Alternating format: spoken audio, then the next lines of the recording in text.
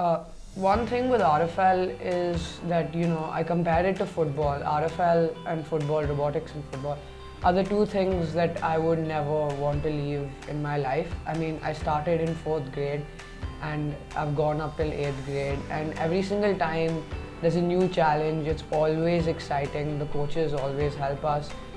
My team members are always there, and we always enjoy doing work together. So it really proves the creative aspects that you have to put into robotics, because it never gets boring, which can be the same with other things, because you always have something new to do. You always learn more. I've had 4 years of experience, and I still think that I'm always learning every day that I'm at the lab. So that's something really special.